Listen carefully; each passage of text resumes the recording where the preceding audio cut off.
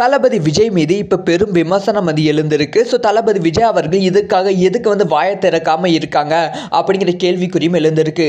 அதாவது கடந்த ஒரு 2 நாளாக வந்து சீமான் அவர்கள் பெரியாரை பற்றி பேசியதும் முக்கியமாக வந்து ஈழத்தமிழர்களை பற்றி வந்து பெரியார் வந்து ரொம்ப கேவலமாக பேசியிருக்காங்க.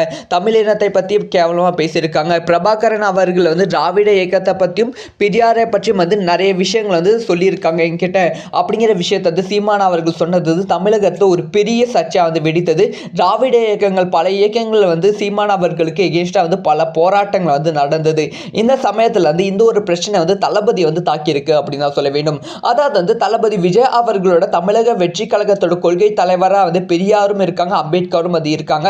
அம்பேத்கரை பற்றி வந்து மத்திய அரசிடம் வந்து சில தவறான விஷயங்கள் வந்து மத்திய அரசு சொன்னதுக்கே வந்து அம்பேத்கரை பற்றி இப்படிலாம் சொல்லக்கூடாது அப்படின்னு சொல்லி தளபதி விஜய் அவர்களோட தமிழக வெற்றி கழகம் பல எதிர்ப்பு வந்து கிளம்பியது. அதே சமயம் வந்து தளபதி விஜயும் தன்னோட ட்விட்டர் பேஜில் வந்து ஒரு ட்வீட்டும் வந்து இதை பற்றி வந்து போட்டிருந்தாங்க.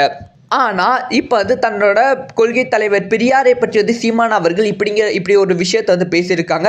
ஸோ அம்பேத்கரை பேசுனதை விட வந்து ரொம்ப மோசமான வார்த்தைகள்லாம் வைத்து வந்து பெரியார் வந்து பேசியிருக்காங்க. ஆனாலுமே வந்து தமிழக வெற்றி கழக தலைவர் தளபதி விஜய் அவர்கள் இதை பற்றி வந்து ஒரு வார்த்தை கூட அந்த வாயை திறக்காம வந்து இருக்காங்க அப்படிங்கிற சர்ச்சை வந்து எழுந்திருக்கு.